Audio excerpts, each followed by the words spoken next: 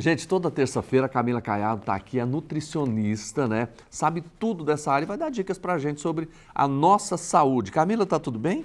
Tudo bem, Jordevar? Bom dia. Bom É um dia. prazer estar aqui novamente. Camila, hoje a gente vai falar de um tema que é muito curioso, né? Chega até a ser irônico, né? As pessoas contam mentiras para elas mesmas para evitar, por exemplo, cuidar da saúde. Nós todos, né, Ah, Jordevar?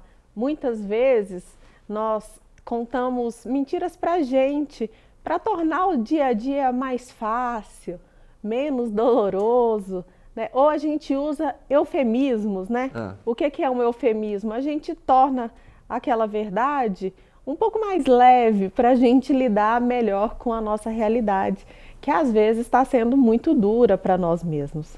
Tem gente que vai no supermercado e aí olha que é tanto de coisa que engorda, doce. Ah, eu mereço, estou cansado, hoje eu mereço. Essa história Essa é muito história comum, né? é muito comum.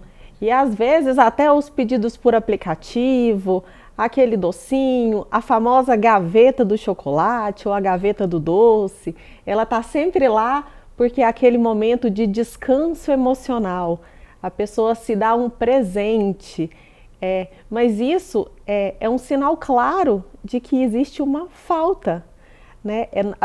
Ninguém precisa ficar descontando frustrações no alimento, num doce, numa comida, se não está faltando nada emocionalmente falando, né, Jordevar? Pois é, eu queria até trabalhar com você exemplos de coisas realmente que a gente precisa ficar preocupado. Ignorar a dependência de álcool em situações sociais. É muito preocupante, Jordevar. É, Quantas pessoas a gente vê que não conseguem socializar sem estar com uma bebida alcoólica na mão? E isso tem se tornado cada vez mais comum e cada vez mais comum, inclusive entre públicos jovens. Então a pessoa sai com o grupo de amigos dela e não consegue se divertir, não consegue socializar sem estar consumindo bebida alcoólica.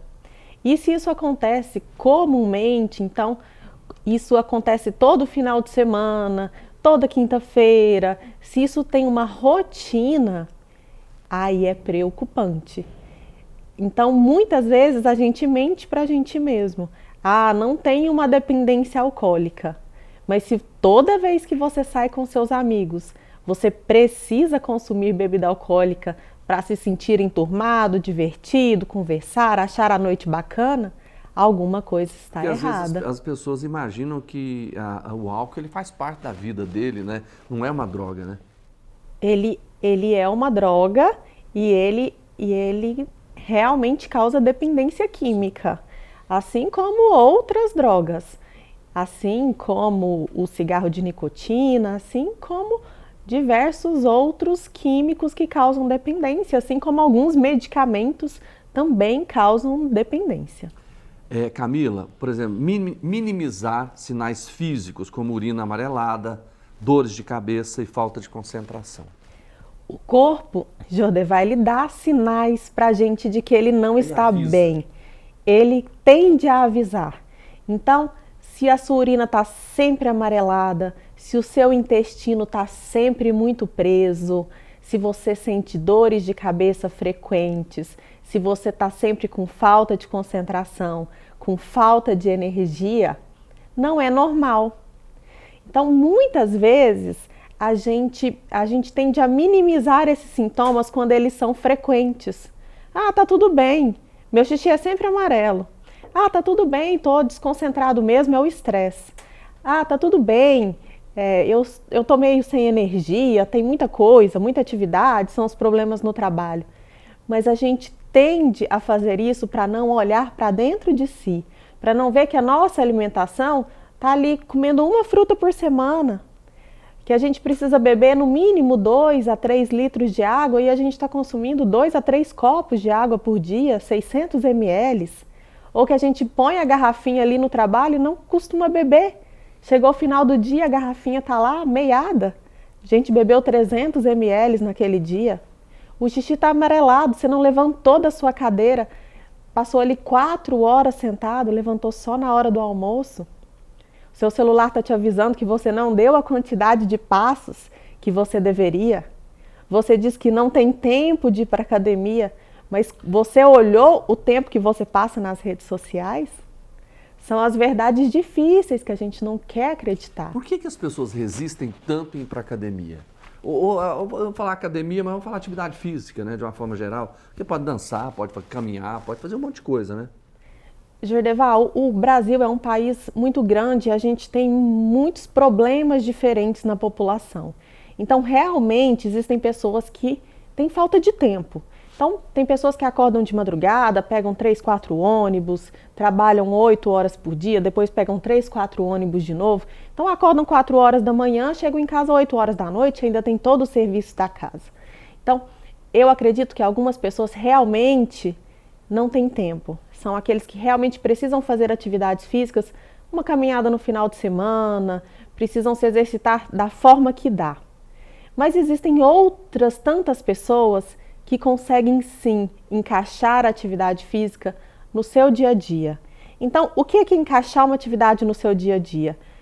Pegar o ponto de ônibus um pouco mais longe, em vez de pegar o elevador, pegar a escada. Então, fazer pequenas atividades, aquela atividade que a vovó fazia, que o vovô fazia, se tornar um pouco mais ativo de forma geral no seu dia a dia. Isso dá para ser feito até para aquelas pessoas que não têm tempo. E para aqueles que têm um pouco de tempo. Aí eu falo para vocês, é só olhar o tempo de rede social no celular que você vai descobrir se você tem tempo. Aí você precisa procurar uma atividade física regular. E o Instagram fala para você quanto tempo você passou com ele durante o dia, viu? Tem gente que passa aí 2, 3, 4 horas. E ele te dá broncas, inclusive. Algumas pessoas levam bronca. Camila, é impressionante. Quando a gente vê uma pessoa muitas vezes acima do peso, se a gente olhar o prato dela, a gente percebe por que ela está acima do peso. E tem muita gente que insiste, por exemplo, naquilo que engorda, no doce, no sorvete. Por que essas pessoas não conseguem mudar o hábito alimentar? É falta de vontade mesmo? Tem o doce, ele provoca alguma coisa?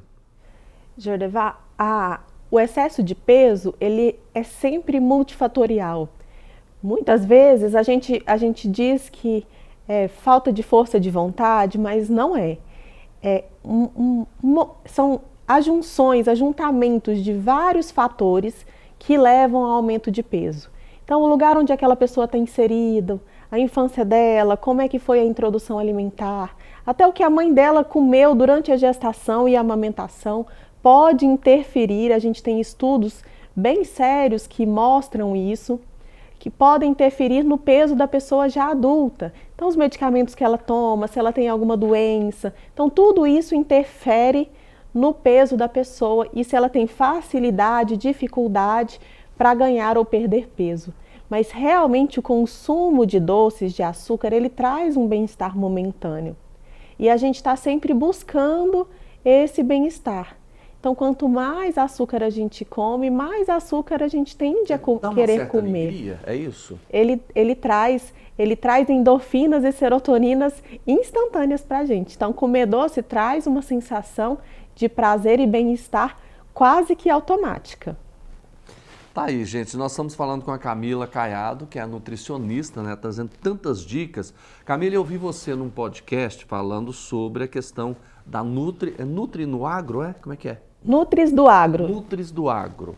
Eu fiquei curioso, porque a gente sempre fala, a gente tem algumas coisas que a gente imagina que faz mal, e na verdade nem sempre é verdade, às vezes é mito, né?